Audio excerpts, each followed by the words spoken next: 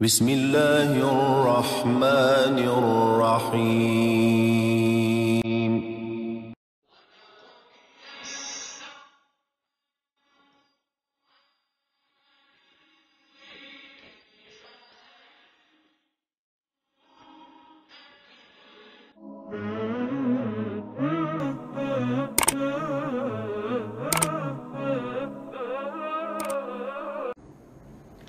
الحمد للہ رب العالمین والصلاة والسلام علی رسولہ الکریم، اما بعد۔ دورہ ترجمہ و تفسیر قرآن مبارک سن 2020 میں الحمدللہ جاری ہے۔ آج اللہ کے فضل و کرم سے ہم پارہ نمبر 24 میں سورۃ المؤمن پڑھیں گے۔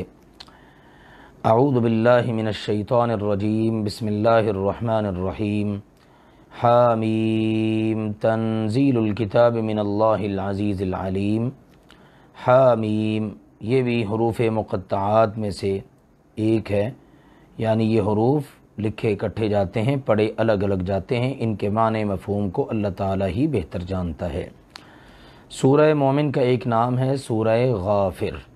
مومن اس مناسبت سے ہے کہ آگے چل کر سیدنا موسیٰ علیہ السلام کی حمایت کرنے والے آل فرعون کے ایک مؤمن مرد کا اللہ نے ذکر کیا ہے، اور غافر اس مناسبت سے کہ اس سورہ مبارکہ کی آیت نمبر 3 میں اللہ تعالیٰ نے اپنی یہ صفت ذکر فرمائی ہے۔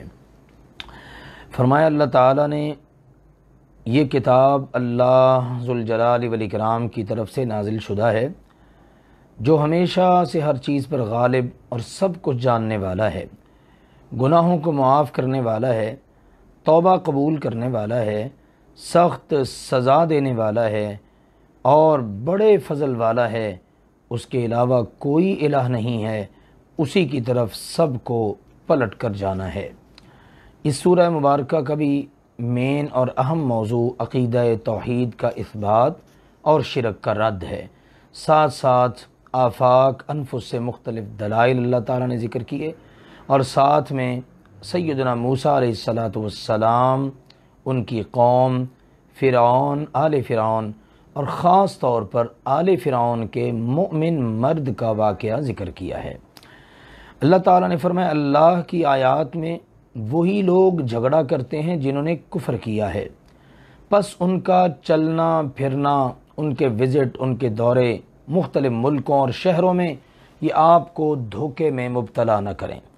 کافر لوگ دنیا کے اندر بڑی مال و دولت رکھتے ہیں، بہت سے ان کے پاس اللہ تعالیٰ نے اسباب وسائل دے رکھے ہیں، تو ان کی یہ ساری چیزیں دیکھ کر آپ نے دھوکے میں نہیں پڑنا۔ ان سے پہلے بھی قوم نوح نے اور ان کے بعد بہت سی جماعتوں نے تکذیب کی، اور ہر امت نے اپنے رسول کے ساتھ ارادہ کیا، ان کے متعلق پروگرام بنایا کہ انہیں گرفتار کر لیں، اور انہوں نے باطل کے ساتھ جھگڑا کیا تاکہ اس کے ذریعے سے حق کو پھسلا دیں، حق کو ختم کر دیں، حق کا منہ موڑ دیں۔ اللہ نے فرمایا پھر میں نے ان کو پکڑا، پھر دیکھو کہ میرا پکڑنا، میرا ان کو سزا دینا کیسا رہا۔ اور اسی طرح ان لوگوں پر بھی آپ کے رب کی بات ثابت ہو گئی جنہوں نے کفر کیا کہ وہی آگ والے ہیں، یعنی کافروں پر آپ کے رب سبحانہ و تعالیٰ کی بات بالکل سچ ثابت ہو گئی کہ وہ جہنمی ہیں۔ وہ اللہ کے نبی کے زمانے کی کافر کیوں نہ ہوں، پہلی امتوں کے کافر کیوں نہ ہوں، اللہ کے نبی کریم صلی اللہ علیہ وسلم کے زمانہ مبارک کے بعد والے ادوار کے کافر کیوں نہ ہوں، تو سب کافروں کے حق میں جب اللہ کی بات سچ ثابت ہو چکی ہے، تو مکہ والوں کے متعلق بھی اگر وہ کفر کی راہ پر رہیں گے تو اللہ کی یہی بات سچ ثابت ہو جائے گی۔ وہ فرشتے جو عرش کو اٹھائے ہوئے ہیں اور وہ جو اس کے ارد گرد ہیں، اپنے رب کی حمد کے ساتھ تسبیح کرتے ہیں اور اس پر ایمان رکھتے ہیں، اور ان لوگوں کے لیے بخشش کی دعا کرتے ہیں جو ایمان لائے، اور بخشش کی دعائیں کرتے وہ کہتے ہیں ہمارے رب تو نے ہر چیز کو رحمت اور علم سے گھیر رکھا ہے، پس تو ان لوگوں کو معاف کر دے جنہوں نے توبہ کی اور تیری راہ پر چلے، اور انہیں آگ کے عذاب سے بچا لے، بھڑکتی ہوئی آگ کے عذاب سے انہیں محفوظ رکھ، بچا لے۔ اے ہمارے رب، اور انہیں عدن کے باغات میں یعنی ہمیشہ کے باغات میں داخل فرما جن کا تو نے ان سے وعدہ کیا ہے، اور ان کے آبا و اجداد، ان کے بڑے بزرگ باپ دادا وغیرہ، ان کی بیویوں اور ان کی اولادوں میں سے جو نیک ہوں ان کو بھی اے اللہ جنت کا داخلہ نصیب فرما، بے شک تو ہی ہمیشہ سے ہر چیز پر غالب اور تمام تر حکمتوں کا مالک ہے۔ اور مزید دعا کرتے ہوئے کہتے ہیں انہیں برائیوں سے بچا، اور جسے اس دن تو نے برائیوں سے بچا لیا تو یقیناً تو نے اس پر مہربانی فرما دی، اور یہی تو بہت بڑی کامیابی ہے۔ یہ ہے اللہ تعالیٰ کے فرشتوں کی دعائیں ایمان والوں کے حق میں، جن کے اندر توبہ کرنے کی صفت ہو، اللہ ذوالجلال والاکرام کی راہ پر ہی انہوں نے چلنا ہو، تو ان کے لیے اللہ کے فرشتے اس طرح کی خوبصورت دعائیں کرتے ہیں۔ اللہ تعالی ہم سب کو بھی انہی خوش نصیب لوگوں میں شامل فرما لے۔ بے شک وہ لوگ جنہوں نے کفر کیا وہ انہیں پکاریں گے، ان الذین کفروا، بے شک وہ لوگ جنہوں نے کفر کیا، ینادون، وہ پکار کر کہیں گے یا ان کو پکار کر ان سے کہا جائے گا، البتہ اللہ تعالی کی ناراضگی اس سے کہیں بڑی ہے، اس سے کہیں زیادہ ہے جو تم اپنے اوپر ناراض ہوتے ہو، کہ جب تمہیں ایمان کی طرف بلایا جاتا تو تم کفر کر دیا کرتے تھے۔ یعنی جس وقت تمہیں ایمان کی طرف بلایا جاتا اور تم کفر کرتے، اس وقت اللہ تعالیٰ کو تم پر جو ناراضگی ہوتی تھی وہ تمہاری اس وقت اپنے اوپر کی جانے والی ناراضگی سے کہیں زیادہ تھی۔ اللہ اکبر۔ مقتن جو ہے شدید غصے اور ناراضگی کو کہا جاتا ہے۔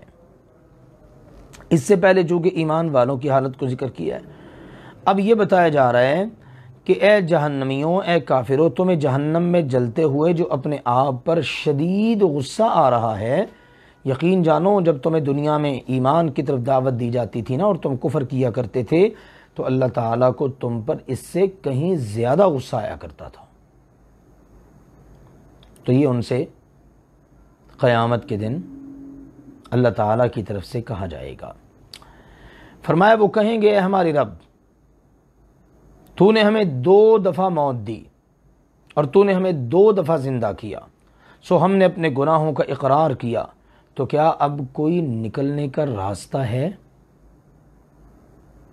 2 دفعہ موت سے مراد ایک تو پہلی بار ہے کہ جب انسان عدم سے وجود میں آتا ہے، کچھ بھی نہیں ہوتا، مرا ہی ہوتا ہے، اللہ اس کو زندگی عطا کر دیتا ہے، اور دوسری مرتبہ جو اس کو موت ملتی ہے۔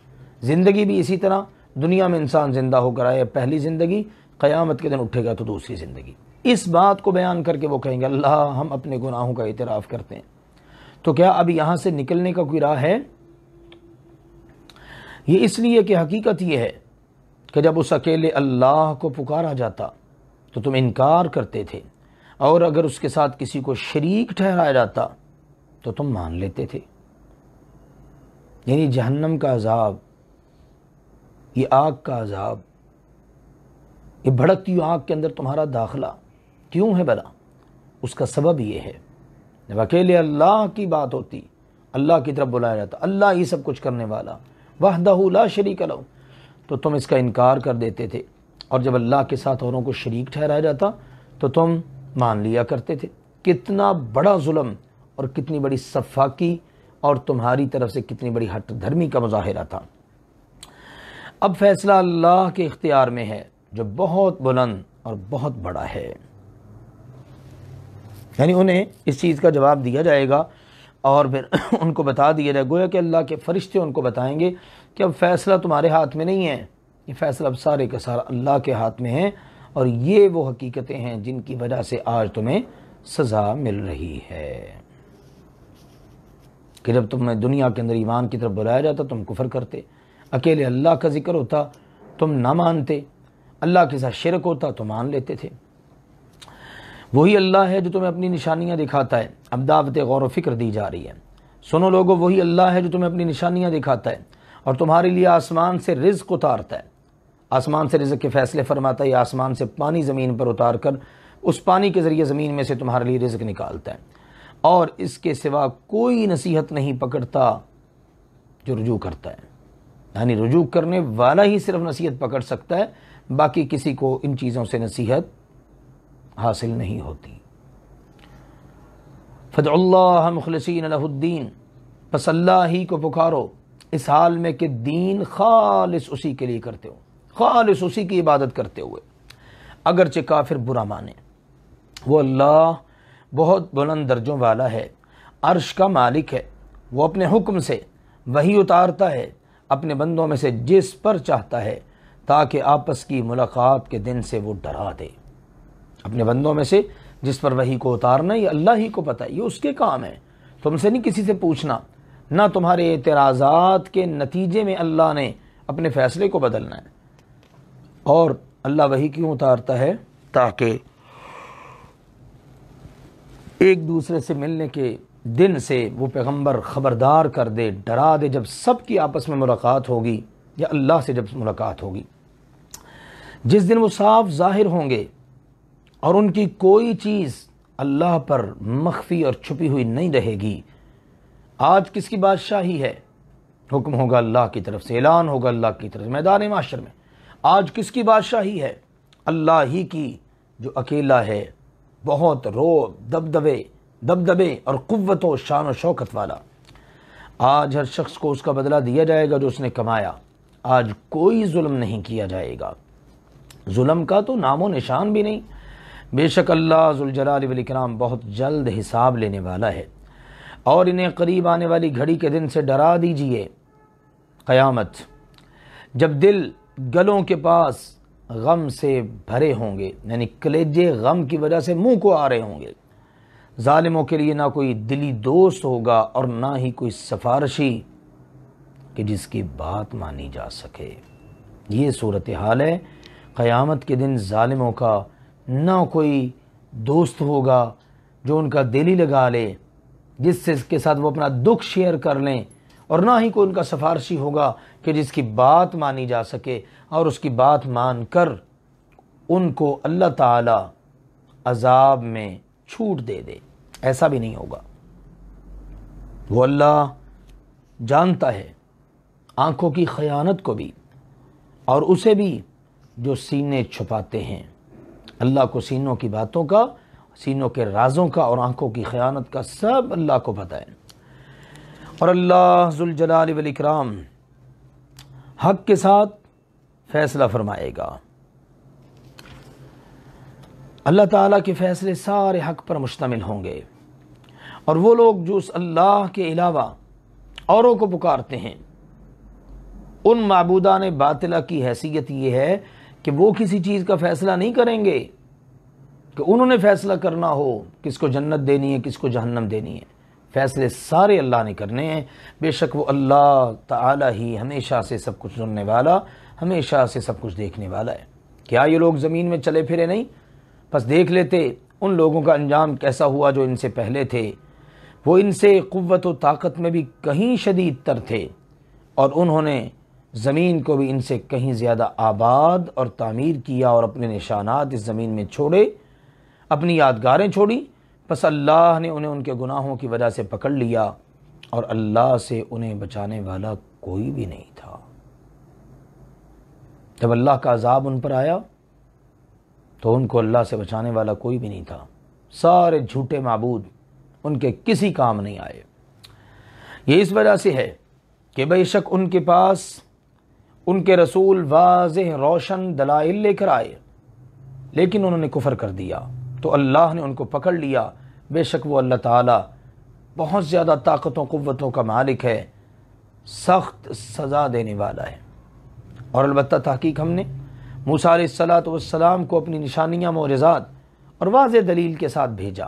اب موسیٰ علیہ السلام اور ان کی قوم کا کچھ ذکر اللہ ذوالجلال والاکرام نے فرمایا ہے۔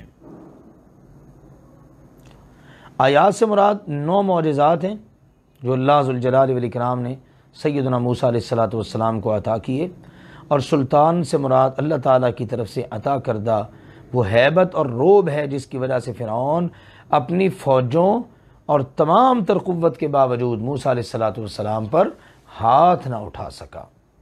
یہ اللہ تعالیٰ نے موسیٰ علیہ الصلوۃ والسلام کو چیزیں عطا کیں اور عطا کر کے بھیج دیا فرعون کی طرف اور حامان اور قارون کی طرف، تو ان سب نے کہا معاذ اللہ یہ تو جادوگر ہے، بہت جھوٹا ہے۔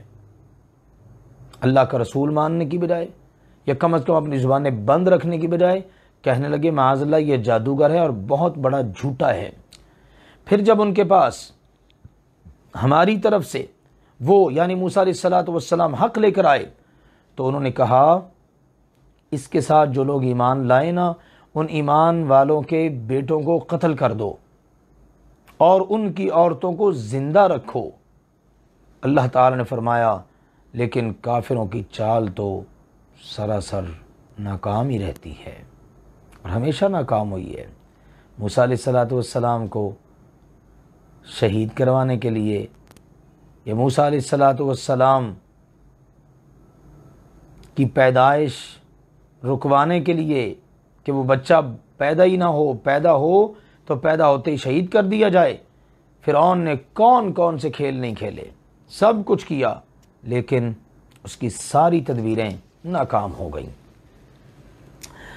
فرعون نے جب یہ بات سنی کہ ایک اللہ کی طرف دعوت دے رہے ہیں موسیٰ علیہ الصلوۃ والسلام، تو فرعون کہنے لگا چھوڑ دو مجھے کہ میں موسیٰ کو قتل کر دوں، بہت ہو گئی ہے اب میں موسیٰ کو قتل کر دوں گا اور وہ اپنے رب کو پکار لے، مجھے اس بات کا ڈر ہے کہ کہیں وہ تمہارا دین نہ بدل دے،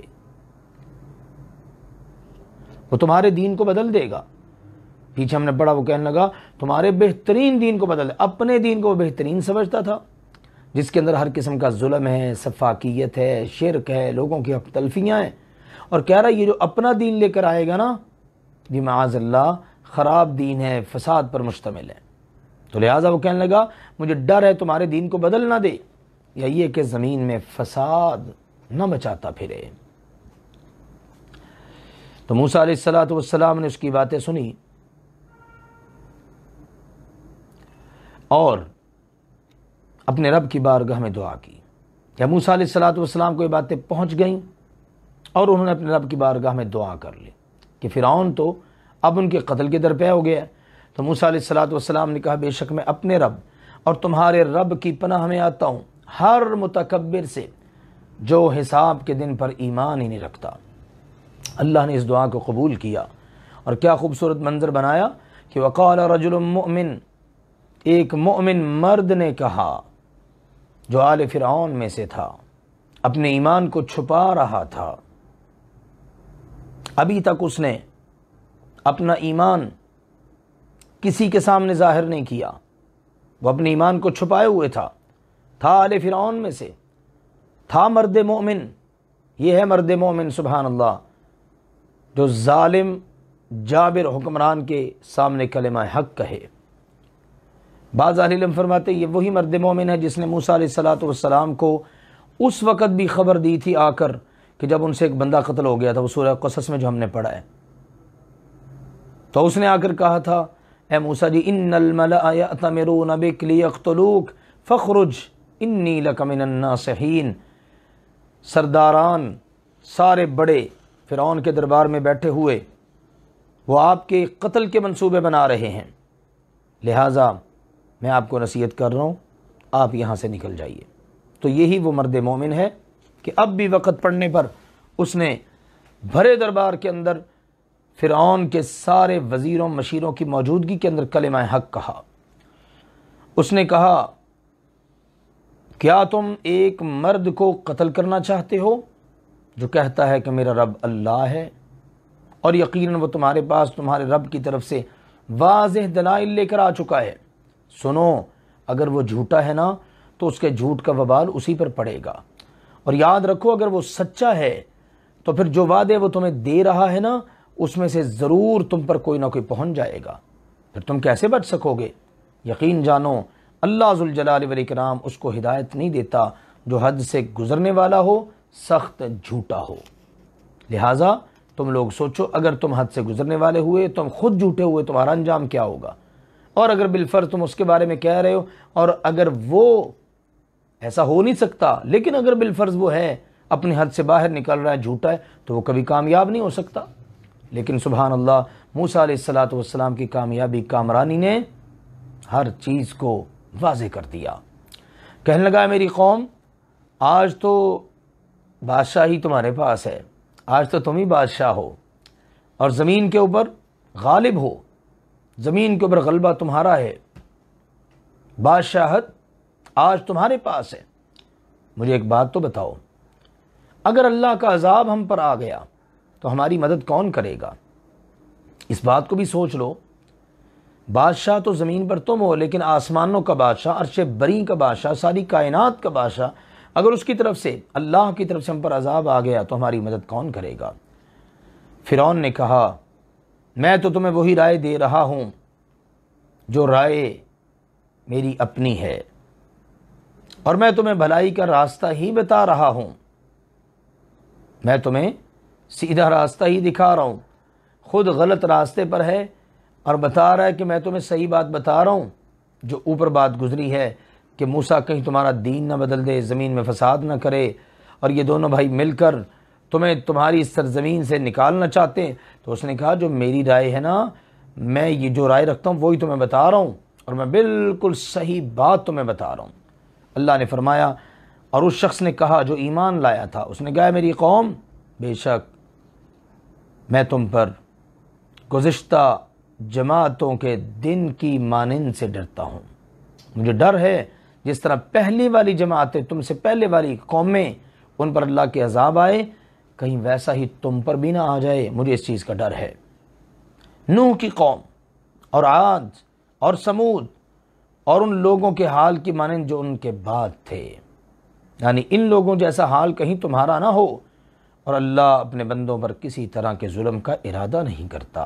اور اے میری قوم، یقیناً میں تم پر ایک دوسرے کو پکارنے کے دن سے ڈرتا ہوں، جس وقت سب کو پکارا جائے گا، آواز دی جائے گی، یعنی قیامت کا دن، جس دن تم پیٹھ پھیرتے ہوئے بھاگو گے، لیکن بھاگ نہیں سکو گے۔ تمہارے لیے اللہ سے کوئی بچانے والا نہیں ہوگا، اور جسے اللہ گمراہ کر دے پھر اسے کوئی ہدایت دینے والا نہیں۔ یہ ایک دوسرے کو پکارنے کا دن دنیا میں بھی ہو سکتا ہے کہ جب عذاب آتا ہے تو پھر ہر ایک دوسرے کو آواز دیتا ہے، لیکن کوئی کسی کا پرسان حال نہیں ہوتا۔ اس طرح قیامت کا دن، اس دن پیٹ پھیر کر بھاگنے کی کوشش کرو گے پر بھاگ نہیں سکو گے۔ دنیا میں بھی آخرت میں بھی تمہیں اللہ سے بچانے والا کوئی نہیں ہے۔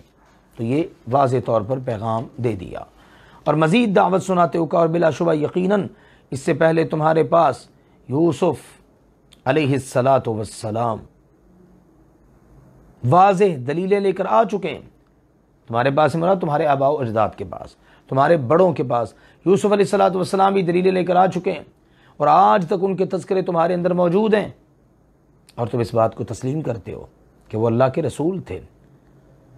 تو سنو، تم اس کے بارے میں شک ہی میں رہے جو وہ تمہارے پاس لے کر آئے، یعنی تمہارے آباء و اجداد میں سے جس نے شک کرنا تھا نا، اس نے شک کیا، اور وہ اسی طرح سے نسل در نسل سلسلہ آج تم تک پہنچا ہے، اور تم بھی اسی راہ پر چلتے ہوئے آج اللہ کے دوسرے نبی کا انکار کر رہے ہو۔ حتیٰ کہ جب وہ فوت ہو گئے یوسف علیہ السلام، تو تم نے کہا اس کے بعد اللہ کبھی کوئی رسول نہیں بھیجے گا، یعنی تمہارے بڑوں نے یہ بات کہی کہ اب یوسف علیہ السلام کے بعد کوئی رسول نہیں آئے گا، اور اب ان کو تنبیہ کی جا رہی ہے کہ اب موسیٰ علیہ السلام کے ساتھ بھی یہ معاملہ نہ کرنا کہ جیتے جی تو ان پر ایمان نہ لاؤ، اور مرنے کے بعد انہیں ان کی حد سے بڑھا دو، جیسے اس سے پہلے یوسف علیہ السلام کے ساتھ تم کر چکے ہو، کہ بعد میں رسولوں کے آنے ہی کا انکار کر دیا۔ تمہارے بڑوں نے، تمہارے آباء و اجداد نے یوسف علیہ السلام کے جانے کے بعد مزید رسولوں کے آنے سے ہی انکار کر دیا، اور اب تم جس راہ پر چل رہے ہو تم خود غور کر لو، کہیں ایسا نہ ہو کہ موسیٰ علیہ الصلوۃ والسلام کے بعد تم بھی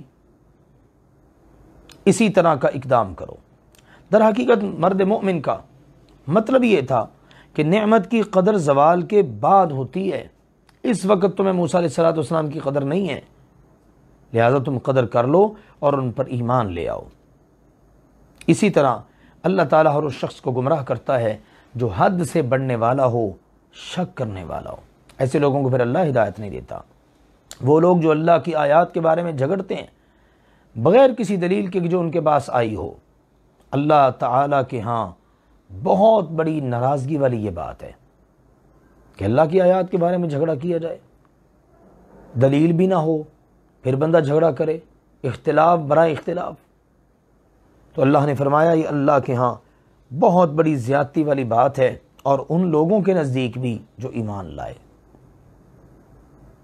ایمان والوں کے ہاں بھی یہ بات بڑی زیادتی والی ہے کہ اللہ کی آیات کے بارے میں بغیر دلیل کے جھگڑا کیا جائے۔ اسی طرح اللہ ذوالجلال والاکرام ہر متکبر سرکش کے دل پر مہر لگا دیتا ہے۔ یہ ساری باتیں سنی فرعون نے، یہ گفتگو سنی، سننے کے بعد فرعون کہنے لگا اے حامان میرے لیے ایک بلند عمارت بنا تاکہ میں راستوں پر پہنچ سکوں۔ ایک بلند و بالا عمارت بنا، اس کے راستوں سے میں چڑھوں اور اس کے راستوں سے ہوتا ہوا اگلے راستوں پر پہنچ جاؤں۔ اسباب سبب ان کی جمع ہے، یعنی کسی چیز تک پہنچنے کا ذریعہ، مراد اس سے راستے اور دروازے ہیں۔ اور کن راستوں اور دروازوں پر پہنچنا ہے؟ کہنے لگا اسباب السماوات، آسمان کے راستوں اور دروازوں تک پہنچ سکوں، میں آسمان پر چڑھنا چاہتا ہوں، ایک بلند و بالا عمارت بنا تاکہ آسمان کے راستوں پر چڑھوں، پھر میں موسیٰ علیہ السلام کے معبود کی طرف جھانک سکوں، اس کے بارے میں اطلاع پا سکوں، میں دیکھوں تو صحیح موسیٰ کا الہ کون ہے، اور یقیناً میں اسے جھوٹا سمجھتا ہوں۔ یوں اللہ نے فرمایا فرعون کے لیے اس کے برے عمل مزین کر دیے گئے اور اسے سیدھی راہ سے روک دیا گیا، اور فرعون کی چال تباہی کے سوا کچھ نہ تھی، اس نے تباہی ہونا تھا، اس کے اندر تباہی تھی، یعنی اس کی چال جو ہے نا وہ ناکام ہونے والی تھی، اس نے کبھی بھی پایا تکمیل تک پہنچنا ہی نہیں۔ بھلے کون اتنی بلند و بالا عمارت بنائے جو آسمان تک پہنچ سکے، پھر آسمان سے ہوتا ہو بندہ اللہ تک جا سکے، اس کا دماغ خراب تھا بدبخت کا، لہٰذا اس کی اس چال کے اندر سوائے ناکامی اور تباہی کے کچھ بھی نہیں تھا۔ اور وہ شخص جو ایمان لایا تھا اس نے پھر کہا اے میری قوم میری بات مان لو، میں تمہیں بالکل سیدھا اور صحیح راستہ بتا رہا ہوں۔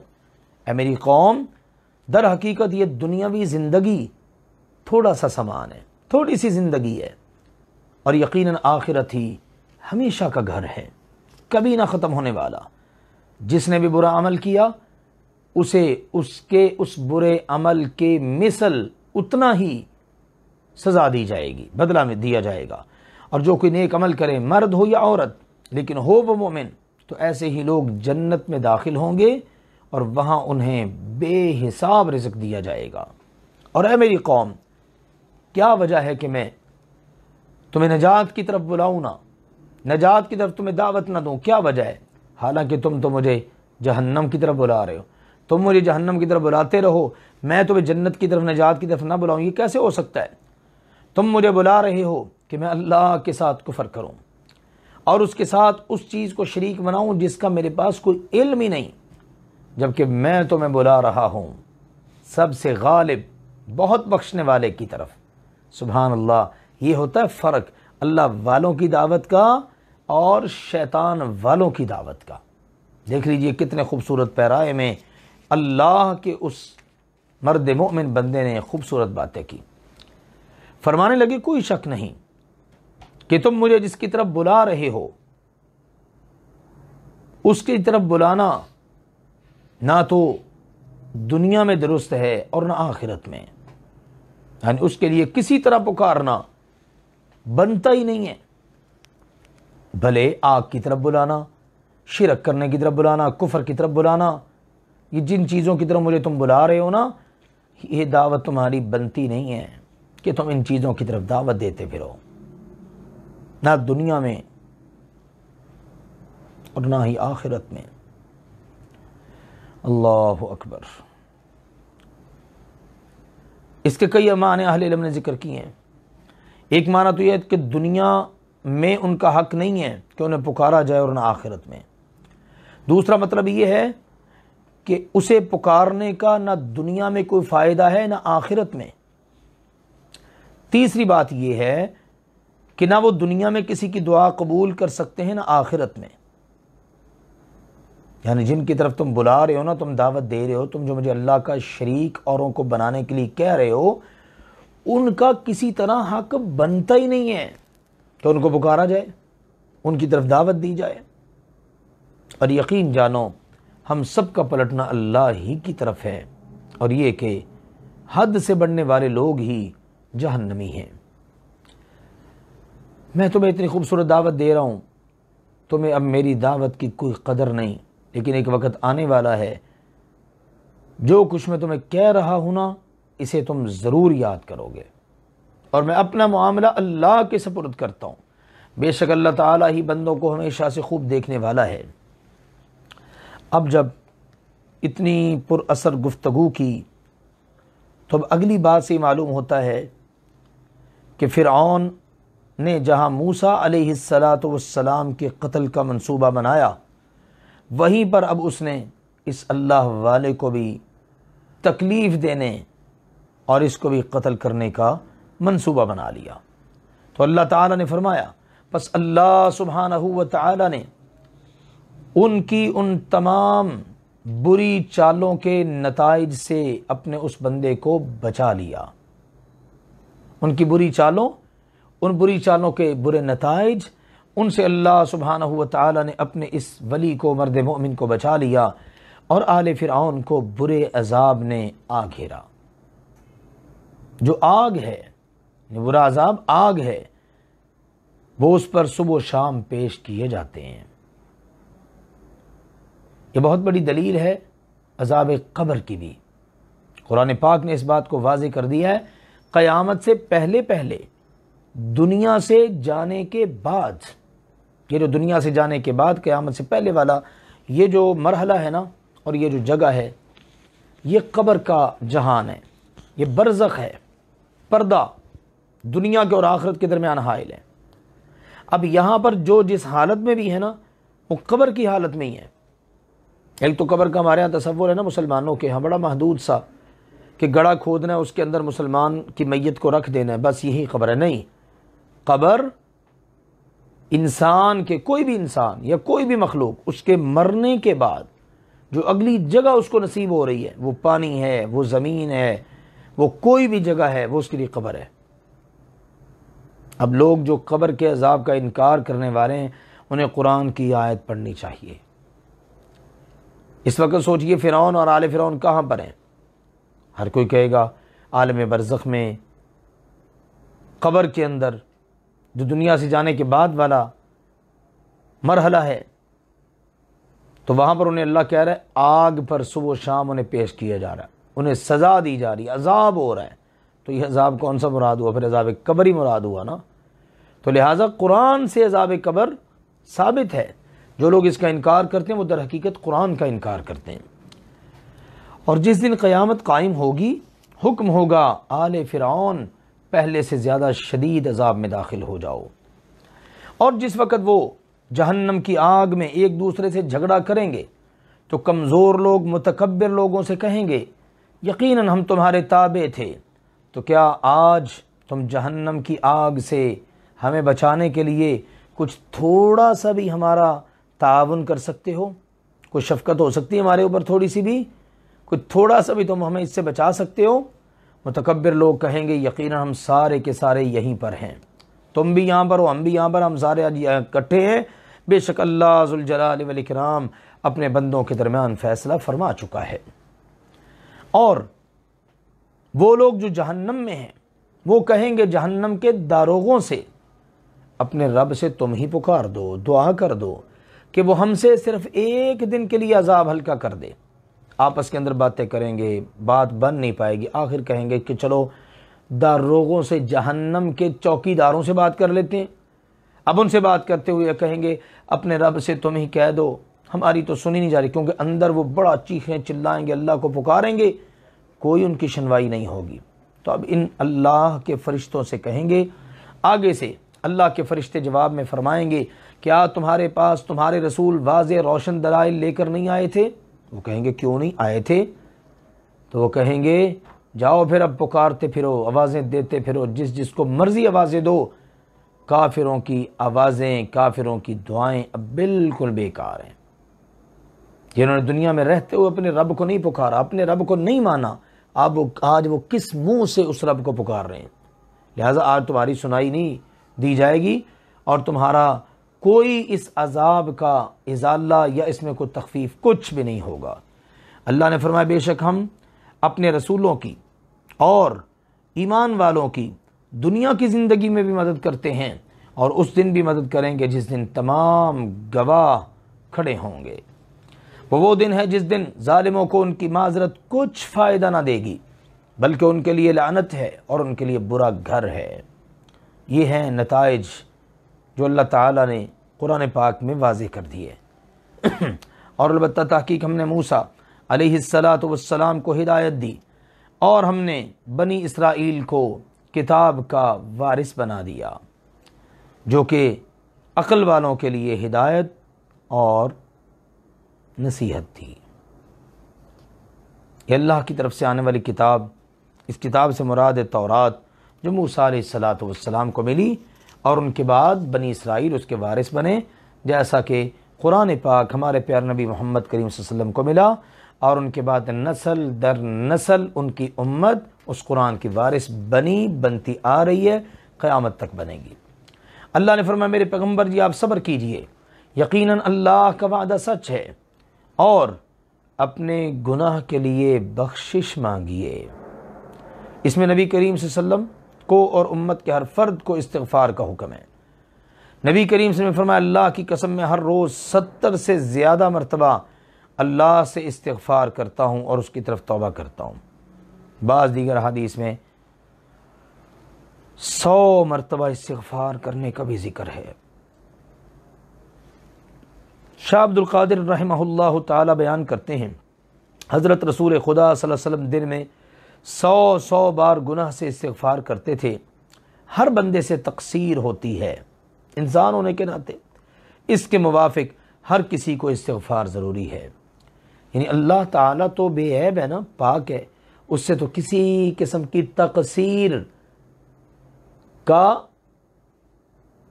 کوئی گمان تک نہیں ہو سکتا، سوچا بھی نہیں جا سکتا، جبکہ مخلوق سے چھوٹی موٹی بھول تقصیر ہو ہی جاتی ہے۔ لہذا اس تناظر میں ہر ایک کو استغفار کرتے رہنا چاہیے۔ اور فرمایا اپنے رب سبحانہ و تعالیٰ کی حمد و ثنا بیان کرے، تسبیح بیان کرے، صبح بھی اور شام بھی۔ بے شک وہ لوگ جو اللہ کی آیات کے بارے میں بغیر دلیل کے جو ان کے پاس آئی ہو جھگڑا کرتے ہیں، ان کے سینوں میں سوائے تکبر کے اور کچھ بھی نہیں، جس تک وہ ہر صورت میں پہنچنے والے نہیں ہیں۔ اور ان کے سینوں کے اندر تکبر ہے اور وہ اس تکبر کو پورا نہیں کر سکتے، پہنچ نہیں سکتے۔ بڑے بڑے پلان بنتے ہیں دلوں کے اندر، تو بڑے بڑے منصوبے بنتے ہیں، لیکن ہر منصوبہ پورا بھی نہیں ہوتا۔ اللہ نے فرمایا بس اللہ کی پناہ طلب کرتے رہیے، بے شک وہ اللہ ہمیشہ سے سب کچھ سننے والا اور ہمیشہ سے سب کچھ دیکھنے والا ہے۔ تو یوں اللہ ذوالجلال والاکرام نے اپنے پیارے نبی کریم صلی اللہ علیہ وسلم کو ہدایات دی ہیں کہ آپ کے کرنے والے کام ہیں صبر، استغفار، اللہ تعالیٰ کا ذکر اور اللہ کی پناہ طلب کرنا۔ یہ وہ عظیم الشان باتیں ہیں جن کی بدولت بندہ کافروں کی ساری چالوں سے محفوظ ہو جاتا ہے۔ البتہ آسمان اور زمین کا پیدا کرنا انسانوں کے پیدا کرنے سے کہیں بڑا ہے، اور لیکن اکثر لوگ نہیں جانتے۔ سنو، اندھا اور بینا برابر نہیں، اور وہ لوگ جو ایمان لائے اور انہوں نے نیک عمل کیے اور ان کے مقابلے میں برے لوگ وہ بھی برابر نہیں، بہت کم ہو جو تم نصیحت پکڑتے ہو۔ کتنی خوبصورت تعلیمات ہیں اور کس کس انداز میں اللہ کی طرف سے باتیں سمجھائی گئی ہیں۔ فرمایا بے شک قیامت آنے ہی والی ہے، اس کے آنے میں کوئی شک نہیں، لیکن اکثر لوگ مانتے ہی نہیں، ایمان ہی نہیں لاتے۔ تمہارے رب سبحانہ و تعالی نے فرمایا مجھے پکارو، میں تمہاری پکار اور دعا کو قبول کروں گا۔ دعا صرف مجھ سے کرو، التجا مجھ سے کرو، مانگو صرف مجھ ہی سے، میں تمہاری دعا قبول کروں گا۔ بے شک وہ لوگ جو میری عبادت سے تکبر کرتے ہیں ان قریب ذلیل ہو کر جہنم کی آگ میں داخل ہوں گے۔ یہاں پر اللہ تعالیٰ نے دعا کو عبادت قرار دیا ہے۔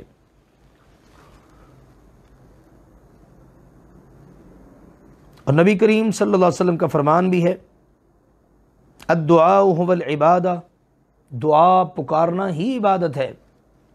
اور پھر آپ صلی اللہ علیہ وسلم نے فرما کر یہ آیت پڑھی وقال ربکم ادعونی استجب لکم ان الذین یستکبرون عن عبادتی سیدخلون جہنم داخرین۔ تمہارے رب نے فرمایا مجھے پکارو، میں تمہاری دعا کو قبول کروں گا، بے شک جو لوگ میری عبادت سے تکبر کریں گے جلد ہی وہ ذلیل ہو کر جہنم میں داخل ہوں گے۔ تو اب اس سب کے باوجود بھی اگر کوئی شخص اللہ کے علاوہ کسی اور کو پکارے، آواز دے، کسی اور سے دعا کرے، یا علی مدد کے نعرے لگائے، یا شیخ عبد القادر جیلانی شیئا للہ کہے، بہاول حق کے خود ساختہ نعرے لگائے، اسی طرح سے بہت سارے دیگر ناموں کے ساتھ دیگر ہستیوں کو پکارے، تو اس کے شرک والا ہونے میں کیا شک ہو سکتا ہے۔ لہذا اللہ تعالیٰ کا یہ پیغام ہے واضح طور پر کہ صرف اللہ ہی کو پکارو۔ کون ہے اللہ؟ اللہ وہ ذات ہے جس نے تمہارے لیے رات کو بنایا تاکہ تم اس میں سکون کرو، اور دن کو بنایا تاکہ دیکھنے والے بنو، چلو پھرو اللہ کا فضل تلاش کرو۔ بے شک اللہ تعالیٰ لوگوں پر بہت بڑے فضل کرنے والا ہے، لیکن اکثر لوگ شکریہ ادا نہیں کرتے۔ لوگوں یہ ہے اللہ تمہارا رب، ہر چیز کا خالق۔ اب اس رکوع میں اللہ نے اپنا بڑا خوبصورت تعارف کروایا ہے، اور آخر تک پھر یہ بات چلتی ہے مختلف انداز میں۔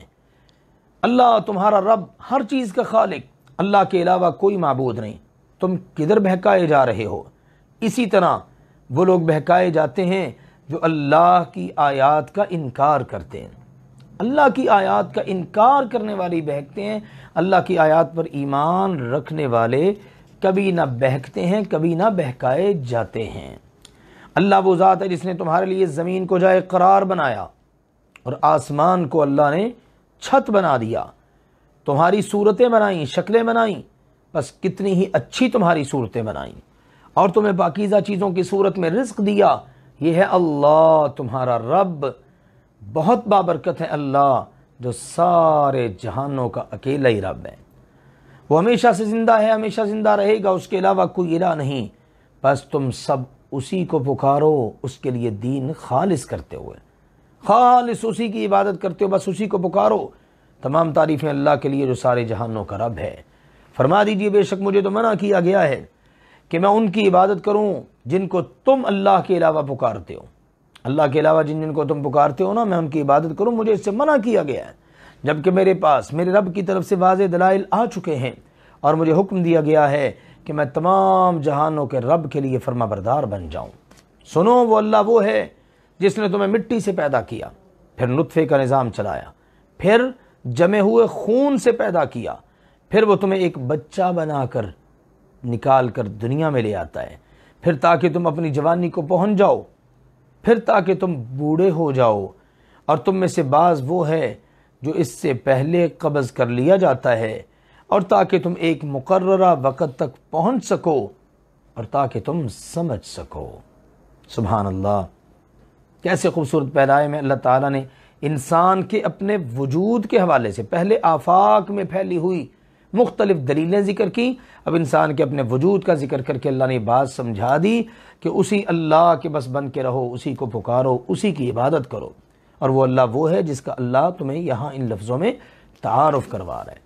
وہ اللہ وہ ہے جو زندہ کرتا ہے اور مارتا ہے، بس جس وقت وہ کسی بھی کام کا فیصلہ کرتا ہے تو بس اس سے اتنا کہتا ہے ہو جا تو وہ ہو جاتا ہے۔ کیا آپ نے ان لوگوں کو نہیں دیکھا جو اللہ کی آیات کے بارے میں جھگڑتے ہیں، کیسے پھیرے جاتے ہیں، کس طرح وہ بہکائے جاتے ہیں، کس طرح وہ پینترے بدلتے ہیں۔ اللہ اکبر۔ وہ لوگ جنہوں نے کتاب کو اور جو کچھ ہم نے اپنے رسولوں کو دے کر بھیجا اسے جھٹلا دیا، اللہ کی کتاب کو، اللہ کی وحی کو، اللہ کی طرف سے آنے والے پیغام کو، اللہ کے رسول کی تعلیمات کو انہوں نے بھلا دیا، ان کی تکذیب کی۔ بس جلد ہی یہ لوگ جان لیں گے جب ان کی گردنوں میں طوق ہوں گے اور زنجیریں ہوں گی، ان کو طوق پہنا کر، زنجیریں پہنا کر انہیں گھسیٹا جا رہا ہوگا جہنم کی آگ کی طرف، گرم کھولتے ہوئے پانی کی طرف، پھر جہنم کی آگ میں ان کو جھونک دیا جائے گا۔ اعاذنا اللہ منہا۔ اللہ ایسے برے انجام سے ہم سب کو اپنی پناہ میں رکھے کہ جب گردن کے اندر طوق ہو، جسم زنجیروں کے اندر جکڑا ہوا ہو اور اب فرشتے ان کو گھسیٹتے ہوئے لے جائیں۔ چلا تو جائے گا نہیں تو اب کیا کریں گے فرشتے؟ ان کو گھسیٹ کر لے کر جائیں گے اور گرم کھولتے ہوئے پانی میں، پھر اس کے بعد جہنم کی آگ میں ان کو دھکے دے کر پھینک دیا جائے گا۔ اب جب وہاں پر بے بسی کے عالم میں پڑے ہوں گے نا، پھر ان سے کہا جائے گا ہاں بھائی کہاں ہیں وہ جن کو تم اللہ کے علاوہ اپنے شریک سمجھا کرتے تھے، یہ اللہ کے شریک ہیں، یہ اللہ والے ہیں، ان کے پاس اختیارات ہیں، یہ مشکل کشا ہیں، یہ حاجت روا ہیں، یہ بگڑی بنانے والے ہیں۔ اب تمہارا کتنا بڑا کام بگڑ چکا ہے، بنائے نا وہ بگڑی تمہاری، تم کتنی بڑی مشکل میں ہو، کرے نا تمہاری مشکل کشائی، تمہیں اب کتنی بڑی ضرورت ہے ان کی، کرے نا تمہاری حاجت روائی، کدھر ہیں وہ؟ اللہ اکبر۔ اللہ کی طرف سے اس طرح ڈانٹ پہ لا کر ان سے پوچھا جائے گا، وہ کہیں گے اللہ وہ تو سارے ہم سے گم ہو گئے، اللہ وہ تو نظر ہی نہیں آ رہے کہیں، بلکہ ہم اس سے پہلے کسی چیز کو پکارا ہی نہیں کرتے تھے۔ اندازہ کیجئے کس طرح وہ پینترے بدلیں گے۔ اور ایک جگہ پر آتا ہے قسمیں اٹھا کر کہیں گے، جیسے سورہ انعام میں اور دیگر جگہوں پر، کہ واللہ ربنا ما کننا مشرکین، اللہ کی قسم جو ہمارا رب ہے ہم تو کسی کو اللہ کا شریک بنایا ہی نہیں کرتے تھے۔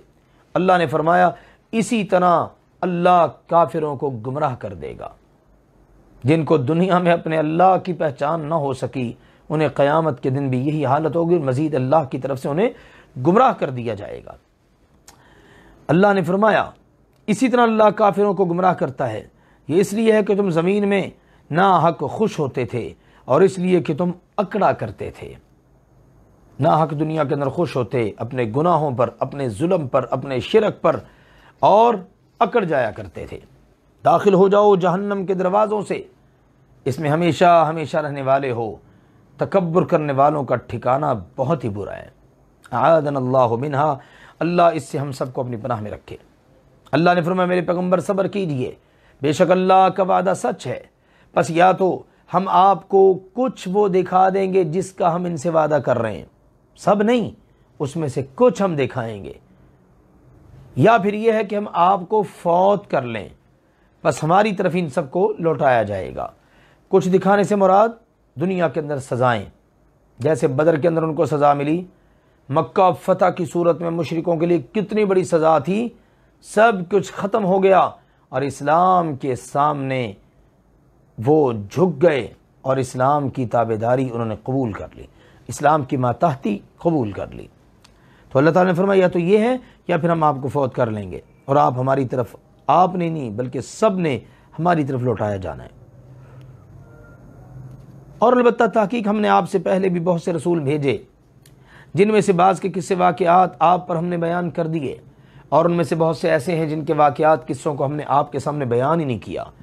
اور کسی رسول کے لیے ممکن ہی نہیں ہے کہ وہ اللہ کے اذن کے بغیر کوئی نشانی اور معجزہ لے آئے، بس جب اللہ کا فیصلہ آ جاتا ہے تو حق کے ساتھ فیصلہ کر دیا جاتا ہے، اور اس موقع پر جھوٹے باطل پرست لوگ نقصان اٹھاتے ہیں۔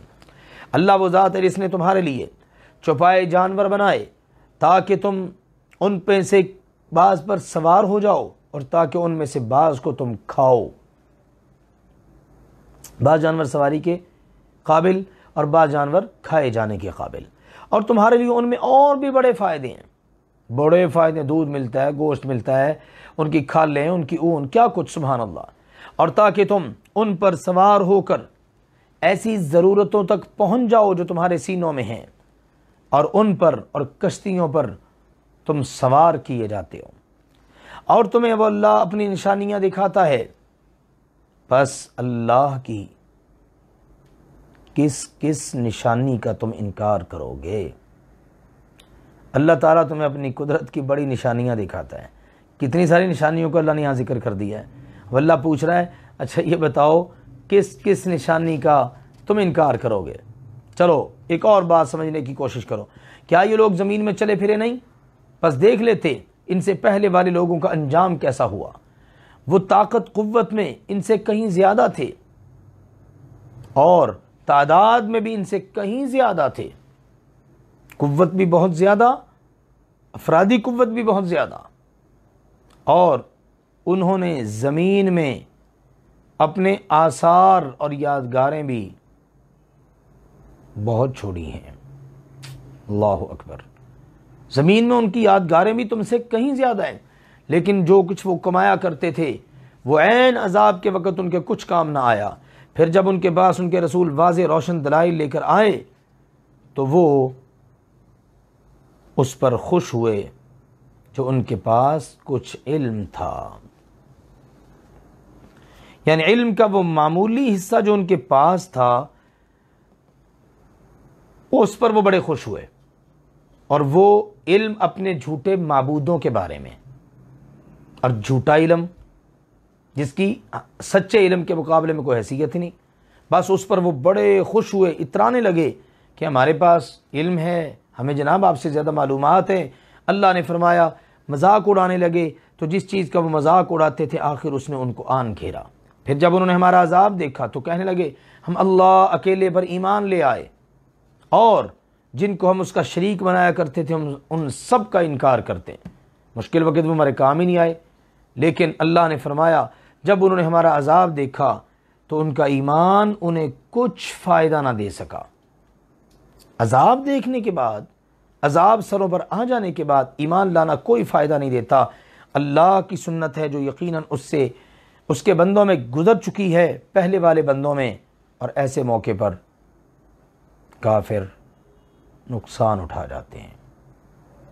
پہلے مانتے نہیں، پھر جب عذاب آتا ہے تو مانتے ہیں، لیکن اب ماننا کسی کام کا نہیں، اور اللہ کا یہ فیصلہ ہے اور اللہ کی یہ سنت ہے، جب عذاب کا فیصلہ آ جائے پھر وہ ٹالا نہیں جاتا۔ تو اب ایسے موقع پر کہ جب کافر عذاب کی لپیٹ میں آ جائیں تو کافر اپنا نقصان ہی کرتے ہیں۔ یہ تھی جناب سورۃ المؤمن۔ اس کے بعد سورت ہے سورۃ حامیم السجدہ۔ اسی موضوع کا تسلسل آگے، اصل میں شروع سے صورتیں اس انداز میں جڑتی چلی جاتی ہیں کہ اللہ تعالیٰ ایک موضوع کو مکمل کرتا ہے، اگلا موضوع اس صورت میں اگلی میں شروع ہوتا ہے، اور پھر اسی کا پھر آگے تسلسل، یوں قرآن آپس میں جڑا ہوا ہے، لگا بندھا ہوا ہے، سبحان اللہ۔ بسم اللہ الرحمن الرحیم، حامیم تنزیل من الرحمن الرحیم۔ یہ کتاب قرآن پاک بے حد رحم کرنے والے انتہائی مہربان اللہ کی طرف سے نازل شدہ ہے۔ یہ کتاب ہے جس کی آیات تفصیل سے بیان کر دی گئی ہیں، عربی زبان کا قرآن ہے اس قوم کے لیے جو جانتے ہیں، عربی میں ہے یہ قرآن، سبحان اللہ، بڑی فصیح و بلیغ زبان ہے اور ہر ایک کی سمجھ میں آ جانے والی، اور اس کی اپنی تاثیر ہے، خوشخبری دینے والا اور ڈرانے والا۔ بس ان میں سے اکثر لوگ اعراض کر جاتے ہیں اور وہ سنتے ہی نہیں، ان کو سنائی ہی نہیں دیتا، یہ ان کی حالت اور یہ ان کی کیفیت ہے۔ تو اللہ ذوالجلال والاکرام نے اس کتاب کو اتارا ہے، اور اس کتاب کے نزول کے مقصد کو بھی ذکر کر دیا کہ یہ اللہ کی کتاب ماننے والوں کو خوشخبری سناتی ہے، نہ ماننے والوں کو خبردار کرتی اور ڈراتی ہے۔ مکہ والوں نے کہا ہمارے دل تو غلافوں میں ہیں اس سے جس کی طرف آپ ہمیں دعوت دے رہے ہو، اے نبی کریم صلی اللہ علیہ وسلم جی، اے مسلمانوں، جس کی طرف تم ہمیں بلاتے ہو نا اس کے بارے میں ہمارے دل تو غلافوں اور پردوں میں ہیں، معاذ اللہ، توحید سے، اللہ کی عبادت سے، اور ہمارے کانوں میں بوجھ ہے، ہمارے کانوں میں تمہاری آواز نہیں پڑتی، اور ہمارے اور تمہارے درمیان پردہ ہے، ہم تمہیں دیکھ نہیں سکتے۔ بس عمل کرو، اپنا کام کرو، ہم بھی اپنا کام کر رہے ہیں۔ اللہ نے جواب دلوایا، فرمایا میرے پیغمبر فرما دیجئے سوائے اس کے نہیں، میں تو تمہارے جیسا بشر ہوں، میری طرف وحی کی جا رہی ہے، تمہارا الہ بس ایک ہی الہ ہے، بس اس کے لیے سیدھے ہو جاؤ، اس کے لیے استقامت اختیار کرو، اس کے لیے اپنے آپ کو سیدھا کر لو اور اس سے اپنے گناہوں کی معافی مانگو، اور یاد رکھو شرک کرنے والوں کے لیے بڑی تباہی ہے۔ وہ لوگ جو نہ تو اپنے آپ کو پاک کرتے ہیں، زکوٰۃ نہیں دیتے، اپنا تزکیہ نہیں کرتے، نہ اپنے آپ کو پاک کرتے ہیں، نہ اپنے مالوں کو پاک کرتے ہیں، اور وہ آخرت کے بھی انکاری ہیں۔ اعاذنا اللہ منہا، اللہ ایسے برے انجام سے ہم سب کو اپنی پناہ میں رکھے۔ بے شک وہ لوگ جو ایمان لائے اور انہوں نے نیک عمل کیے، ان کے لیے کبھی نہ ختم ہونے والا اجر ہے، ہمیشہ ہمیشہ کا اجر ملے گا جس نے کبھی ختم نہیں ہونا۔ اللہ ہم سب کو ان خوش نصیبوں میں شامل فرما لے۔ فرما دیجئے کیا تم اس ذات کا انکار کرتے ہو کہ جس نے زمین کو 2 دنوں میں پیدا کیا اور تم اس اللہ کے شریک بناتے ہو؟ وہ رب العالمین ہے، سارے جہانوں کا رب ہے، جس کا تم انکار کر رہے ہو اور جس کے تم شریک بنا رہے ہو۔ اور اسی نے تمہارے لیے اس زمین میں، اس کے اوپر گڑے ہوئے پہاڑ بنائے، یعنی پہاڑوں کو گاڑ دیا، اس زمین کے اندر میخیں بنا کر فٹ کر دیا، اور ان میں بہت ساری برکت رکھ دی، اور اس میں اس کی غذائیں اندازے کے ساتھ رکھ دیں۔ زمین کے اندر تمام تر غذائیں ایک اندازے کے ساتھ رکھ دیں۔ کتنی مخلوق ہے، کس کس مخلوق کو کتنی ضرورت ہے اس غذا کی، سبحان اللہ۔ اور یہ سب اللہ تعالیٰ نے 4 دن میں کیا۔ 2 دن میں زمین کو بچھایا، اور اس کے بعد 4 دن میں مزید اللہ ذوالجلال والاکرام نے فرمایا کہ باقی کے سارے کام ہو گئے۔ زمین کی غذاؤں میں ہر چیز ہی آ گئی، جو کچھ ضرورت کی چیز تھی کسی بھی مخلوق کی زندگی کے لیے، سب کے سب اس کے اندر اللہ تعالیٰ نے رکھ دی۔ قرآن مجید میں کئی جگہوں پر اللہ تعالیٰ نے زمین و آسمان کی پیدائش 6 دنوں میں ذکر کی ہے۔ اس مقام پر اللہ تعالیٰ نے 4 دن جو کیے، 4 ایام ذکر فرمائے، ان میں پہلے 2 دن بھی شامل ہیں، یعنی زمین کی پیدائش اور اس میں پہاڑوں کا گاڑا جانا اور تمام تر غذائیں رکھنے کا کام، ضروریات زندگی رکھنے کا کام ٹوٹل 4 دن میں ہوا، اور اس کے بعد 2 دنوں میں آسمانوں کی پیدائش کا کام پورا ہوا، اور یہ ہو گئے 6 دن۔ 2 دنوں میں زمین بنی، زمین کے اوپر پہاڑ، زمین کے اندر ساری کی ساری مخلوق کی ساری ضروریات زندگی، 2 دن مزید، 2 اور 2 4 دن، اور 2 دنوں میں اللہ نے آسمان بنا دیے۔ اس حال میں کہ سوال کرنے والوں کے لیے برابر جواب ہے، سوال کرنے والوں کے لیے اللہ تعالیٰ کی طرف سے برابر جواب ہے کہ اللہ تعالیٰ نے روزی کا سوال کرنے والوں کے لیے خواہ وہ زبان حال سے مانگیں یا زبان قال سے، ان کی خوراکیں پورے اندازے کے ساتھ زمین میں ہی رکھ دی ہیں، اور اس اللہ کا اندازہ کبھی غلط نہیں ہو سکتا، سبحان اللہ۔ پھر وہ اللہ سبحانہ و تعالیٰ آسمان کی طرف متوجہ ہوا، اور وہ آسمان ایک دھواں تھا، تو اس اللہ نے اس آسمان سے اور اس زمین سے کہا کہ آؤ خوشی سے یا مجبوری سے، تمہاری مرضی ہے، میرے تابع ہو جاؤ۔ تو دونوں نے کہا اللہ ہم خوشی خوشی آ گئے۔ اللہ تیرے فرمان کے آگے نہ خوشی یا مجبوری والی کون سی بات ہے، ہم تو خوشی خوشی تیری بارگاہ میں آ گئے، ہم اس میں خوشی محسوس کرتے ہیں کہ تیری بارگاہ میں آ کر تیرے تابع ہو جائیں۔ تو اس اللہ نے انہیں 2 دنوں میں 7 آسمان پورے کے پورے بنا دیے۔ پہلے 4 دنوں میں وہ کام ہو گئے، اب جو 2 دن مزید بچے تھے ان میں اللہ ذوالجلال والاکرام نے ان 2 دنوں میں 7 آسمان بالکل ٹھیک بنا دیے، اور ہر آسمان میں اس کے کام کی وحی فرما دی، فلاں آسمان میں فلاں کام ہوگا، فلاں آسمان میں فلاں کام ہوگا، ہر آسمان میں جو کام ہونا تھا اس کی وحی فرما دی۔ اور اللہ نے فرمایا ہم نے قریب کے آسمان کو چراغوں کے ساتھ زینت دی اور اس کو خوب محفوظ کر دیا. یہ اس کا اندازہ ہے جو سب پر ہمیشہ سے پوری طرح غالب ہے، سب کچھ جاننے والا ہے. پھر بھی اگر یہ لوگ منہ موڑیں تو فرما دیجئے میں نے تمہیں ایک ایسی کڑک سے خبردار کر دیا جو عاد اور سمود کی کڑک جیسی ہوگی.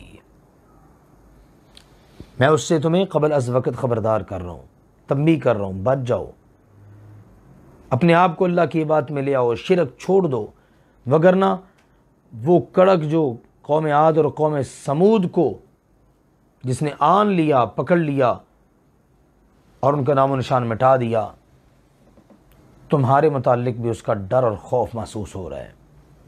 جب ان کے پاس ان کے رسول ان کے سامنے سے اور ان کے پیچھے سے یہ پیغام لے کر آئے، پہلے بھی آئے بعد میں بھی آئے، یا اللہ کے رسول آتے کبھی ان کو آگے سے آ کے پکڑ لیتے، کبھی پیچھے سے آ کے پکڑ لیتے اور آ کے پیغام دیتے اللہ کے علاوہ کسی کی عبادت نہ کرو، اللہ کے علاوہ کسی کی عبادت نہ کرو.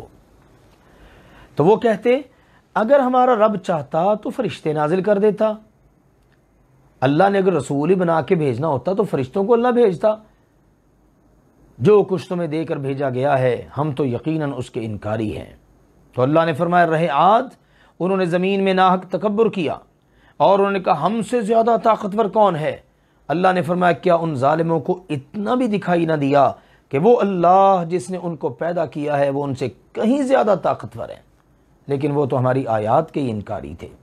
تو ہم نے ان پر ایک سخت ٹھنڈی تند و تیز ہوا بھیجی چند منحوس دنوں میں تاکہ ہم انہیں دنیاوی زندگی کے اندر رسوا کن عذاب کا مزہ چکھائیں، اور البتہ آخرت کا عذاب تو اس سے کہیں زیادہ رسوا کرنے والا ہے اور اس وقت ان کی مدد بھی نہیں کی جائے گی.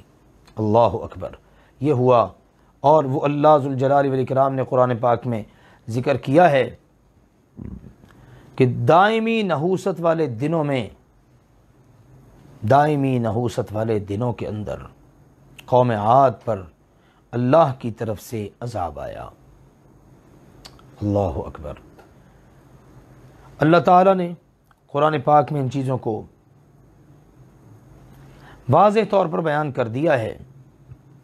ایک جگہ فرمایا سخرها علیہم 7 لیال و8 ایام، 7 راتیں اور 8 دن لگاتار وہ تند و تیز ہوا چلتی رہی اور پھر ان کا نام و نشان مٹا کے رکھ دیا گیا، رسوا اور ذلیل ہو گئے. اور رہے سمود تو ہم نے انہیں بھی راستہ دکھایا، سیدھا راستہ بتایا، لیکن انہوں نے بھی اندھے پن کو ہدایت پر ترجیح دی، ہدایت قبول نہیں کی، اندھا رہنا قبول کر لیا. تو انہوں نے ہدایت کے مقابلے میں اندھا رہنے کو پسند کیا، تو ان کو بھی رسوا کن عذاب کی کڑک نے آن پکڑا. اس وجہ سے جو وہ کمایا کرتے تھے، ان کے کرتوتوں کی وجہ سے رسوا کن عذاب کی کڑک نے ان کو آ لیا. دیکھیے اللہ تعالیٰ ہدایت کا بندوبست کرتا ہے، بندہ پھر بھی ہدایت پر اندھے پن کو، گمراہی کو ترجیح دیتا ہے تو پھر یہی نتیجہ نکلتا ہے. ہاں جو مان لیتے ہیں، اللہ نے فرمایا جو مان لیں اور تقوی اختیار کریں ہم نے ان کو نجات دے دی اور آئندہ بھی نجات دیں گے. اور ہم نے ایمان لا کر تقوی اختیار کرنے والوں کو نجات دے دی، بچا لیا. یہ تو دنیا کے اندر ان اقوام کے بعض حالات. اب آخرت کے کچھ حالات فرمایا اور جس دن اللہ کے سارے دشمن جہنم کی آگ کی طرف اکٹھے کیے جائیں گے، پھر انہیں الگ الگ قسموں میں تقسیم کر دیا جائے گا. یعنی پہلے اکٹھے ہوں گے سارے ہی، پھر الگ الگ کر دیے جائیں گے. زیادہ بڑے مجرم الگ، ان کے درمیان والے الگ، ان سے کم تر الگ، اس طرح سے، یا مختلف جرموں کے لحاظ سے ان کو الگ الگ کر لیا جائے گا. حتیٰ کہ جب وہ اس جہنم کی آگ کے پاس آئیں گے نا تو پھر ایک عجیب منظر بنے گا. منظر یہ بنے گا کہ ان کے کان، ان کی آنکھیں، ان کی چمڑیاں، ان کی جلدیں، یہ سب کچھ ان کے اعمال کے بارے میں ان کے خلاف گواہی دیں گے. ان کی ہر چیز بولے گی، ان کا وجود بولے گا، بول کے بتائے گا یہ کیا کیا کرتے تھے. اب وہ اپنی چمڑیوں سے کہیں گے تم ہمارے خلاف گواہی کیوں دے رہی ہو، تم نے ہمارے خلاف گواہی کیوں دی.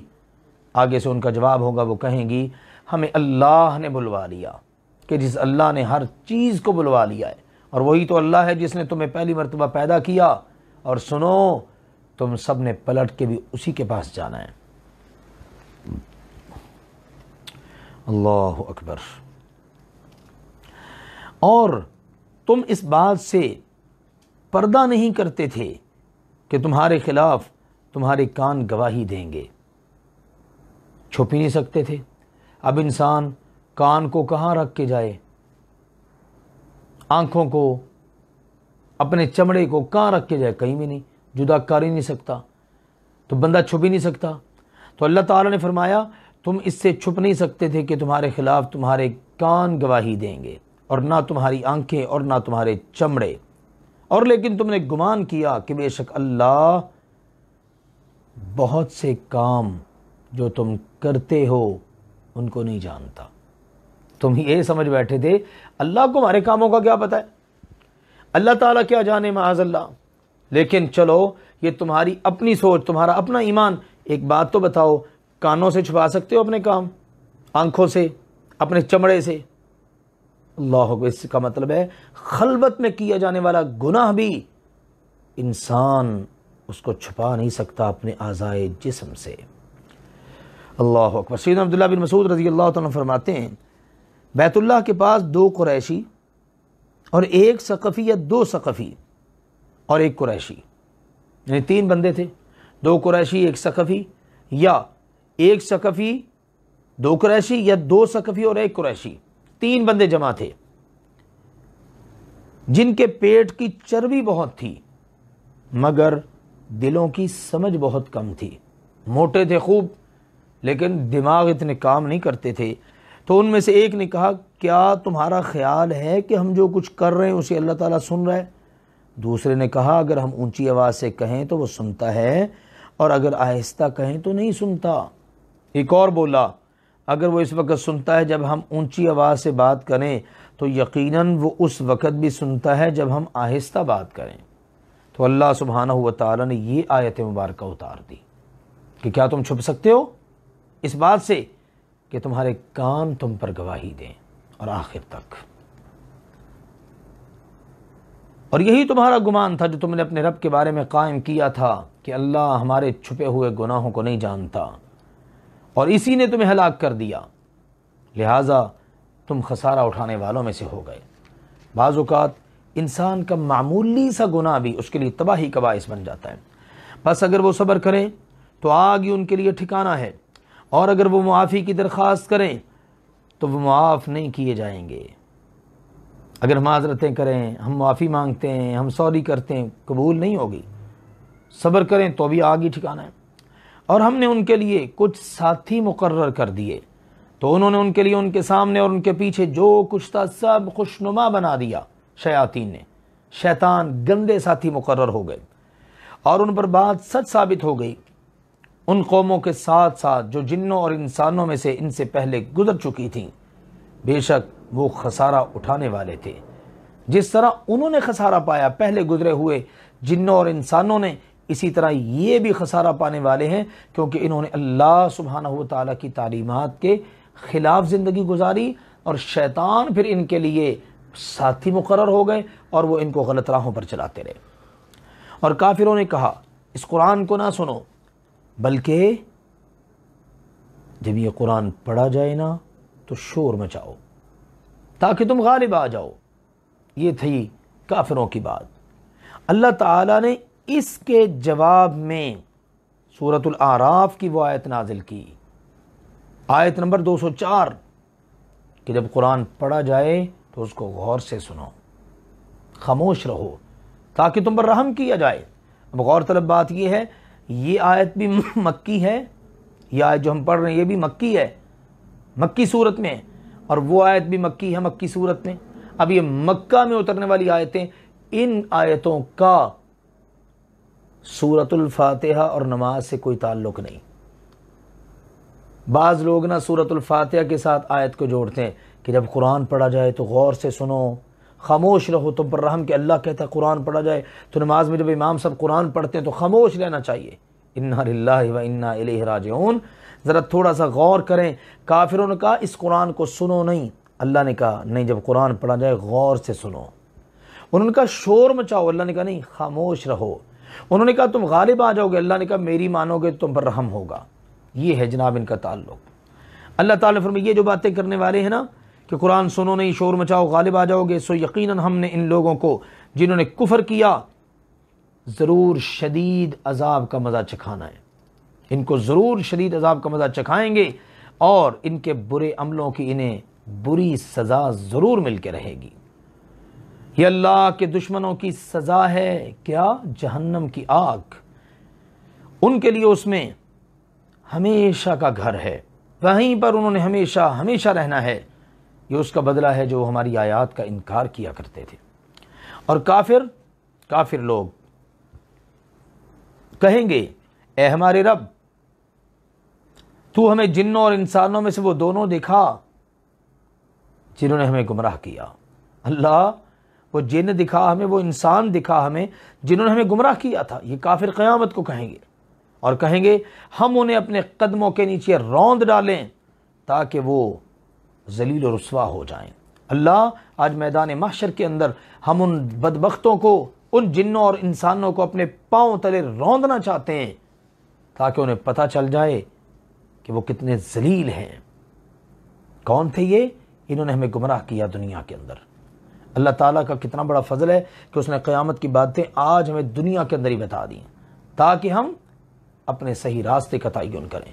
فرمایا بے شک وہ لوگ جنہوں نے کہا ہمارا رب اللہ ہے، پھر اس پر استقامت اختیار کی، اپنے عقیدے پر جمے رہے، اسی عقیدے کے مطابق عمل کیے، ان پر وقت وفات فرشتے اتریں گے اور آ کر کہیں گے تمہیں کوئی خوف نہیں، کوئی ڈر نہیں، جو آگے آنا ہے نا اس کا کوئی ڈر نہیں، اور جو پیچھے چھوڑ کر جا رہے ہو اس کا کوئی غم نہیں، تمہیں جنت کی خوشخبری ہو، جنت مبارک ہو جس کا تم سے وعدہ کیا جا رہا تھا۔ ہم دنیا میں بھی تمہارے دوست تھے، ہم آخرت میں بھی تمہارے دوست ہوں گے، اور تمہارے لیے ان جنتوں میں وہ کچھ ہوگا جو تمہارے جی چاہیں گے، اور تمہارے لیے وہاں پر وہ کچھ ہوگا جو تم مانگو گے، طلب کرو گے۔ بے حد بخشنے والے، بے انتہا رحم کرنے والے اللہ کی طرف سے یہ تمہاری میزبانی ہے۔ سبحان اللہ، کتنا خوبصورت اللہ تعالیٰ نے انتظام کیا ہے۔ اور یہ بات سمجھنے والی ہے، کافروں کے دوست شیطان، گناہگاروں کے دوست شیطان، اور شرک کرنے والوں کے دوست شیطان جو ان کے عمل ان کے لیے مزین کرتے ہیں، اور ایمان والوں کے دوست اللہ کے فرشتے۔ اللہ ہم سب کو بھی انہیں خوش نصیبوں میں شامل فرما لے۔ اس سے زیادہ بات کس کی اچھی ہوگی؟ جو اللہ کی طرف بلائے اور خود بھی نیک عمل کرے۔ اللہ تو ہم گناہگاروں کو بھی ان خوش نصیبوں میں شامل فرما لے۔ ہم تیری باتیں پڑھ کر سناتے ہیں، تیرے قرآن کی دعوت دے رہے ہیں، تیری طرف ہی لوگوں کو بلاتے ہیں۔ اللہ نے کہا اس سے اچھی بات کس کی ہوگی؟ جو اللہ کی طرف دعوت دے اور خود بھی نیک عمل کرے اور کہے بے شک میں تو مسلمانوں میں سے ہوں، میرا شمار مسلمانوں میں ہے، میں بھائی مسلمان ہوں۔ آپ کون ہیں جی؟ میں جی فلاں ہوں۔ آپ کون؟ میں جی فلاں۔ اگر کوئی کہہ دے جی میں مسلمان، نہیں، مسلمانوں میں سے آپ کون ہیں؟ آپ کا کس فقہ کے ساتھ تعلق ہے؟ آپ کا کس مسلک سے تعلق ہے؟ نہیں بھائی میں تو مسلمان ہوں، یہی کہنا چاہیے۔ سبحان اللہ۔ اللہ تعالیٰ نے فرمایا جو خود نیک عمل کرے، اللہ کی طرف بلائے اور کہ میں مسلمان ہوں، اس سے زیادہ بات کس کی اچھی ہو سکتی ہے؟ لہٰذا ہمیشہ یہی کہنا چاہیے اس سوال کے جواب میں کہ جی آپ کون ہیں؟ جی میں مسلمان ہوں۔ جی پھر بھی آپ کون؟ جی پھر بھی میں مسلمان ہی ہوں بس۔ اللہ نے فرمایا نیکی اور برائی کبھی برابر نہیں ہو سکتے، آپ ہر ایک کا مقابلہ نیکی کے ساتھ کرو۔ ادفع باللتی احسن، دفاع کرو، مقابلہ کرو، جواب دو اس طریقے کے ساتھ جو بہت ہی اچھا ہے، یعنی برائی کو اس طریقے کے ساتھ دور کرو جو سب سے اچھا ہے۔ اس کا رزلٹ کیا نکلے گا؟ اچانک وہ شخص کہ آپ کے اور اس کے درمیان دشمنی ہے اگر، تو ایسے ہو جائے گا جیسے دلی دوست ہے۔ اگر نسلی ہوگا نا تو ایسا ہی ہوگا کہ آپ اس کی برائی کا جواب نیکی کے ساتھ دیں گے نا تو آپ کا احسان مند ہوگا، آپ کا دوست بن جائے گا۔ اور اگر یوں کہہ لیجیے آپ وہ جیسے قرآن میں بھی اللہ تعالی نے بتایا بعض مشرک اتنے گئے گزرے تھے، بے نسلے، حالت ہی ان کی کوئی نہیں، ضمیر ہی کوئی نہیں، انسانیت ہی ان کے اندر کوئی نہیں، جتنی مرضی بھی ان کے ساتھ نیکی کر لیں انہوں نے نیکی کا جواب ہمیشہ بدی کے ساتھ ہی دینا ہوتا ہے۔ تو اللہ نے یہاں سلیم الفطرت لوگوں کا ذکر کر دیا کہ اگر آپ ان کے ساتھ اچھائی کریں گے نا برائی کے جواب میں تو وہ آپ کے گہرے دوست بن جائیں گے، زندگی بھر احسان مند بن جائیں گے۔ اللہ نے فرمایا لیکن یہ چیزیں نہیں نصیب ہوتی، ان کی توفیق نہیں دی جاتی مگر صبر کرنے والوں۔ اس کے لیے صبر بڑا کرنا پڑتا ہے، لوگوں کی طرف سے برائیاں اور بندہ نیکی میں جواب دے، ادھر سے نیکی ہو رہی ہے ادھر سے برائیاں ہو رہی ہیں، یہ بڑا مشکل کام ہے۔ صبر کرنے والوں کو اللہ تعالیٰ اس کی توفیق دیتا ہے، اور نہیں اس کی توفیق دی جاتی مگر بڑے نصیب والوں کو۔ اور اگر کبھی شیطان کی طرف سے کوئی اکساہٹ آپ کو ابھار ہی دے، آپ کو آمادہ کرے کہ آپ نے کسی برائی کا جواب برائی سے دینا ہے، تو فوراً اللہ کی پناہ طلب کریے، بے شک وہ اللہ ہی ہمیشہ سے سب کچھ سننے والا، ہمیشہ سے سب کچھ جاننے والا ہے۔ اس اللہ کی قدرت کی نشانیوں میں سے رات، دن، سورج اور چاند بھی ہیں۔ تم سورج اور چاند کو سجدہ نہ کرو بلکہ اس ذات کو سجدہ کرو جس نے ان سب کو پیدا کیا ہے، اگر تم صرف اسی کی عبادت کرتے ہو۔ بس اگر یہ لوگ تکبر کریں، اگر یہ لوگ پھر بھی تکبر کریں تو وہ فرشتے جو آپ کے رب کے پاس ہیں وہ رات دن اسی اللہ کی تسبیح بیان کرتے ہیں اور وہ اکتاتے نہیں، تھکتے نہیں۔ اور اس اللہ کی قدرت کی نشانیوں میں سے یہ بھی ہے کہ وہ اللہ آپ کو دکھاتا ہے کہ زمین بالکل دبی ہوئی، بنجر، مردہ، پھر جب ہم اس پر آسمان سے پانی اتارتے ہیں تو کیا ہوتا ہے؟ وہ لہلہاتی ہے، پھلتی پھولتی ہے۔ سبحان اللہ، بے شک وہ ذات کہ جس نے اس مردہ بنجر زمین کو زندہ کر دیا ہے وہی مردوں کو بھی زندہ کرنے والا ہے، بے شک وہ ہمیشہ سے ہر چیز پر پوری طرح قادر ہے۔ بے شک وہ لوگ جو ہماری آیات کے بارے میں ٹیڑے چلتے ہیں ہمیشہ کجی کا شکار ہیں، ٹیڑا ہی چلنا ہے بس، کبھی اللہ کی آیات سے صحیح عقیدہ نہیں لینا، صحیح عمل نہیں لینا، بلکہ ہمیشہ اپنے گندے عقیدے نکالنے ہیں، شرکی عقیدے، بدعات، خرافات۔ اللہ نے فرمایا وہ ہم سے چھپے ہوئے نہیں ہیں، وہ ہم سے مخفی نہیں ہیں۔ کیا پس وہ شخص جسے جہنم میں پھینک دیا جائے گا وہ بہتر ہے، یا کہ وہ شخص جو قیامت کے دن بڑے امن میں آئے گا اور جنت میں جانا ہے اس نے؟ یہ دونوں لوگ برابر نہیں ہیں، بہتر ان میں سے وہ ہے جو امن کے ساتھ آئے گا، جنت میں جائے گا۔ تم جو چاہو عمل کرو، بے شک وہ اللہ تمہارے عملوں کو دیکھنے والا ہے۔ بے شک وہ لوگ جنہوں نے اللہ کی نصیحت، اللہ کی طرف سے آنے والے پیغام کو جھٹلا دیا، اس کا انکار کر دیا، کہ جب وہ ان کے پاس آ گیا، اللہ اکبر، وہ بھی اللہ تعالیٰ سے مخفی نہیں ہے، وہ بھی اللہ سے چھپے ہوئے نہیں ہیں۔ اندازہ کر لیجئے، اللہ نے ہر بات کو واضح کر دیا۔ اللہ کی آیات کا کوئی انکار کرے، اللہ کی نصیحت کا کوئی انکار کرے، اللہ کی آیات کی کوئی تکذیب کرے، ان کے بارے میں کوئی ٹیڑے پن کا مظاہرہ کرے، کوئی بھی اللہ سے مخفی نہیں ہے۔ سنو، یقیناً یہ اللہ کا کلام، اللہ کی کتاب ہے بڑی زبردست۔ اللہ کی آیات اللہ کی بڑی زبردست کتاب ہے، باطل نہ تو اس کے آگے سے اس میں آ سکتا ہے نہ اس کے پیچھے سے۔ اللہ کے قرآن میں باطل کہیں سے آ ہی نہیں سکتا، ایک زبر زیر تو دور کی بات ہے، کسی حرف کا ایک نقطہ بھی بدلا نہیں جا سکتا، نہ اس میں باطل در آ سکتا ہے۔ تو اللہ کے کلام کی جب اتنی بڑی گارنٹی ہے تو پھر اس کو چھوڑ کر کہیں اور سے ہدایت تلاش کرنا بندہ نہیں کر سکتا۔ یہ تمام تر حکمتوں کے مالک اللہ، قابل تعریف اللہ کی طرف سے نازل شدہ ہے۔ میرے پیغمبر، آپ سے وہی کہا جا رہا ہے جو آپ سے پہلے رسولوں کو کہا گیا، آپ کو بھی وہی کچھ کہا جا رہا ہے، آپ کا بھی اسی طرح مذاق اڑایا جا رہا ہے، آپ کو بھی ویسے ہی تانے دیے جا رہے ہیں، آپ پر بھی ویسی آوازیں کسی جا رہی ہیں۔ بے شک آپ کا رب سبحانہ و تعالی بہت بخشنے والا بھی ہے اور دردناک سزا دینے والا بھی ہے۔ وہ جس کو چاہے گا توبہ کی توفیق دے کے بخش دے گا اور جس کو چاہے گا پکڑ لے گا۔ اور اگر بے شک ہم اس قرآن کو اجمی بنا دیتے، عربی میں نہ ہوتا، تو یقیناً یہ لوگ عرب کے کہتے اس کی آیات کھول کر کیوں نہ بیان کی گئیں۔ اللہ نے فرمایا کیا عجمی کیا عربی، عجمی زبان ہونا عربی زبان ہونا یہ کیسی بات ہے؟ یا کیا عجمی زبان اور عربی رسول، یعنی وہ جس کی طرف نسبت کیا کرتے تھے مختلف مقامات پر اللہ تعالیٰ نے اس کا جواب دیا ہے کہ کفار مکہ یہ عجیب قسم کے لوگ ہیں کہ اللہ کے نبی کریم صلی اللہ علیہ وسلم کو جب تانے دیتے تو کہتے اس کو کوئی باہر سے آ کے سکھا جاتا ہے، اور جس کا وہ نام لیتے تھے نا وہ عجمی تھا۔ اللہ نے کہا یہ کیسی بات ہو سکتی ہے کہ زبان عجمی ہو اور رسول عربی ہو، یا پھر یہ کہ قرآن ہم عجمی زبان میں اتار دیتے اور رسول ہمارا عربی ہوتا۔ تو لہٰذا ان کو سمجھنا چاہیے قرآن بھی اللہ نے عربی میں اتارا ہے اور رسول بھی عربی ہے، سبحان اللہ۔ فرما دیجئے یہ ان لوگوں کے لیے جو ایمان لائے ہدایت اور شفا ہے، یہ قرآن ان لوگوں کے لیے ہدایت اور شفا ہے، اور وہ لوگ جو بے ایمان ہیں ایمان نہیں لاتے ان کے کانوں میں یہ قرآن بوجھ ہے قرآن ہی اللہ کی کتاب، لیکن لوگوں کی طبیعتوں کے مختلف ہونے کی وجہ سے اثر بھی مختلف ہوتا ہے، اور یہ ان کے حق میں اندھا ہونے کا باعث ہے جو بے ایمان ہے۔ بے ایمانوں کو راستہ نہیں دکھاتا قرآن، بے ایمانوں کے دل کی دنیا کو قرآن نہیں بدلتا، قرآن بدلتا ہے ایمان والوں کے دل کی دنیا کو، قرآن اثر کرتا ہے ایمان والوں پر۔ فرمایا اللہ ذوالجلال والاکرام نے یہی بے ایمان لوگ وہ ہیں جنہیں بہت دور جگہ سے آواز دی جاتی ہے، یعنی ان کو یہ سمجھ میں آتا ہے کہ شاید بہت دور سے آواز آ رہی ہے، اور یہ حقیقت میں محاورے کے طور پر بھی استعمال ہوتا ہے، جیسے کوئی بہت دور سے آواز دیتا ہے نا تو سمجھ نہیں آتا، بالکل قرآن کے سامنے جتنا مرضی پڑھا جائے ان کو سمجھ نہیں آئے گا۔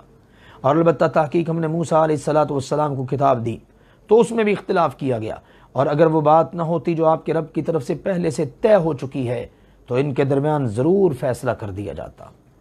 وہ بات کہ قیامت کے دن اللہ تعالیٰ نے ان کو پکڑنا ہے، ان سے حساب لینا ہے، اور وہ سارے کے سارے معاملات، یا اللہ تعالیٰ نے بھی دنیا میں ان کو نہیں پکڑنا، یا یہ کہ ان میں سے اگر کوئی مومن نہیں ہوتا مسلمان نہیں ہوتا تو ممکن ان کی اولادوں میں کوئی مسلمان ہو جائیں، تو یہ ساری باتیں مراد ہیں۔ اگر یہ فیصلے نہ ہوتے تو ان کے درمیان کب کا فیصلہ کر دیا جاتا، اور بلا شبہ یقیناً وہ اس کے متعلق ایسے شک میں ہیں جو انہیں بے چین کرنے والا ہے۔ سنو، جو شخص نیک عمل کرتا ہے وہ اپنے ہی فائدے کے لیے کرتا ہے، اور جو برا عمل کرتا ہے اس کا وبال بھی اسی پر پڑے گا، اور آپ کا رب سبحانہ و تعالی بندوں پر ہرگز کوئی ظلم کرنے والا نہیں۔ اسی اللہ کی طرف قیامت کا علم لوٹایا جاتا ہے، قیامت کا علم صرف اللہ کو ہے، اس کے علاوہ کسی کو بھی نہیں، اور کسی قسم کے پھل اپنے غلافوں سے نہیں نکلتے، اپنے غلافوں سے سبحان اللہ نہیں نکلتے، اور نہ کوئی مادہ حاملہ ہوتی ہے اور نہ ہی کوئی بچہ جنتی ہے مگر اس اللہ کے علم میں ہوتا ہے۔ کوئی بچہ جنم لیتا ہے، کوئی حاملہ حمل سے ہوتی ہے، اسی طرح سے کوئی بھی پھل وہ نکلتا ہے اپنے غلاف سے باہر، اللہ تعالیٰ کو سب پتہ ہے، کائنات کی ہر چیز کا اللہ ہی کو علم ہے۔ اور جس دن وہ اللہ ان سب کو پکارے گا، کہاں ہیں بھئی میرے شریک، لاؤ میرے شرکاء کو، جب انہوں نے یہ کام کیے نہیں تو اللہ کے شریک کیسے بن گئے، لیکن بنا رکھے ہیں لوگوں نے، تو اللہ تعالیٰ فرمائے گا کہاں ہے میرے شریک، وہ کہیں گے ہم نے تجھے صاف بتا دیا ہے، ہم میں سے کوئی اس کی شہادت دینے والا نہیں ہے۔ اللہ اکبر، یعنی وہ اپنے مشرک ہونے کا انکار کر دیں گے اور کہیں گے اللہ ہم نے تو تجھے صاف صاف بتا دیا ہے کہ ہم اس کی گواہی دینے والے نہیں ہیں، اور ان سے وہ سب گم ہو جائے گا جس کو وہ اس سے پہلے پکارا کرتے تھے، وہ سارے بت وغیرہ وہ سب کے سب ان سے گم ہو جائیں گے، اور کوئی اس وقت ان کو نظر نہیں آئے گا، اور اب ان کو یقین آ جائے گا، وہ سمجھ جائیں گے کہ ان کے لیے بھاگنے کی اب کوئی جگہ نہیں، وہ ہمیں بے یار و مددگار چھوڑ کر پتہ نہیں کہاں گم ہو گئے، اور دعوے تو کیا کرتے ہم بچا لیں گے، اب بالکل بے یار و مددگار کھڑے ہیں اور اب چھٹکارے کی کوئی صورت نظر نہیں آ رہی۔ اللہ نے فرمایا انسان بھلائی مانگنے سے نہیں اکتاتا، ہمیشہ بھلائی مانگتا ہے، یہ فائدہ ہو جائے وہ فائدہ ہو جائے، یہ مل جائے وہ مل جائے، اور اگر کبھی اسے کوئی برائی آن پہنچے تو مایوس ہو جاتا ہے، سخت نا امید ہو جاتا ہے، پھر مایوسی کی باتیں نا امیدی کی باتیں کرنا شروع کر دیتا ہے۔ اور اللہ نے فرمایا اگر ہم اس کو اپنی طرف سے رحمت کا مزہ چکھائیں، رحمت عطا کر دیں، خوشی دے دیں، اس کے بعد کہ اس کو کوئی تکلیف پہنچی ہو، تکلیف پہنچنے کے بعد کوئی خوشی مل جائے تو انسان کہتا ہے یہ ہوا نا میرا حق، یہ ہوئی نا بات، یہ ہے میرا حق، اور میرا نہیں یقین کہ قیامت قائم ہونے والی ہے، پھر اس طرح کی باتیں شروع کر دیتا ہے، میرا نہیں یقین قیامت قائم ہوگی، چلو اگر بالفرض مجھے اپنے رب کی طرف لوٹا بھی دیا گیا نا تو وہاں بھی اللہ کے پاس میرے لیے اچھائی ہوگی، جس اللہ نے دنیا میں نوازا ہے وہ آخرت میں بھی نواز دے گا. کبھی فکر نہیں کرتا کہ میں اچھے کام کروں، اچھے کاموں کے نتیجے میں اللہ مجھے آخرت میں اپنی نعمتوں سے نوازے گا. اللہ نے فرمایا ضرور بالضرور ہم کافروں کو ان کے عملوں کی خبر دیں گے اور ضرور بالضرور ہم انہیں سخت عذاب کا مزہ چکھائیں گے. اور جب ہم انسان پر اپنی نعمت کرتے ہیں تو اعراض کر جاتا ہے اور پہلو تہی کرتا ہے، پھر اللہ کی طرف توجہ نہیں کرتا، منہ موڑ جاتا ہے. دیکھ لیجئے عام طور پر انسانوں کی کیفیت اور حالت اللہ نے ذکر کی ہے. اور جب اس کو کوئی تکلیف آتی ہے تو لمبی چوڑی دعائیں کرتا ہے. جب کوئی زندگی میں تکلیف آتی ہے نا، ٹینشن آ گئی، بیماری آ گئی، تکلیف آ گئی، اب لمبی لمبی اللہ سے دعائیں کرتا ہے. جب خوشیاں ملتی ہیں پھر اللہ کو بھولا رہتا ہے. یہ ہے انسان کی حالت. اللہ نے فرما دیجئے کیا خیال ہے تمہارا اگر یہ اللہ کا کلام جو میں پڑھ رہا ہوں تمہارے سامنے، یہ قرآن اللہ کی طرف سے ہوا، اللہ کا رسول اللہ کی طرف سے آیا ہے، اور تم نے کر دیا اس کا انکار، پھر یہ بتاؤ اس سے بڑا گمراہ کون ہوگا جو بہت دور کی مخالفت میں پڑا ہوا ہو. پھر اس سے بڑا گمراہ بھی کوئی ہے کہ حق کو آنے کے بعد اس کا انکار کر دے. جلد ہی ہم آفاق میں پورے جہان میں پھیلی ہوئی اپنی نشانیاں ان لوگوں کو دکھائیں گے، اور خود ان کی اپنی جانوں میں بھی، اور دکھا رہے ہیں پورے جہان میں پھیلی ہوئی نشانیاں اللہ تعالیٰ کس طرح بتا رہا ہے، اور خود انسان کے اپنے نفس کے اندر بھی اللہ تعالیٰ کس طرح کی نشانیاں اور علامات واضح فرما رہا ہے، حتیٰ کہ ان کے لیے بات واضح ہو جائے گی کہ یہی حق ہے. یہ قرآن جو ان ساری چیزوں کو بیان کر رہا ہے یہ سب حق ہے. اسی طرح اللہ ذوالجلال والاکرام نے فتوحات کے دروازے کھول کر بہت کچھ دکھا دیا کہ دیکھو پورے جہان میں اللہ تعالیٰ کی کتنی بڑی بڑی نشانیاں پھیلی ہوئی ہیں. کیا آپ کا رب سبحانہ و تعالیٰ کافی نہیں اس بات کے لیے کہ وہ ہر چیز پر گواہ ہے؟ ہر چیز پر اللہ گواہ ہے، اور اللہ کی گواہی بہت کافی ہے. خبردار سنو، یقیناً یہ لوگ اپنے رب سے ملنے کے بارے میں شک میں پڑے ہوئے ہیں. پھر بھی ان لوگوں کو شک کی شک ہے. اللہ تعالیٰ نے کتنی بڑی بڑی باتیں بیان کر دی، کتنے بڑے بڑے دلائل بیان کر دیے. خبردار سنو، یقیناً وہ اللہ ہر چیز کا احاطہ کرنے والا ہے. یوں اللہ سبحانہ و تعالیٰ نے اس سورہ مبارکہ میں اپنے حکم احکام اور اپنے پیغامات واضح طور پر بیان فرما دیے ہیں. اللہ ذوالجلال والاکرام ہم سب کو قرآن و سنت کا پیغام سمجھنے اور اس کے مطابق عمل کرنے کی توفیق عطا فرمائے. وآخر دعوانا ان الحمد للہ رب العالمین.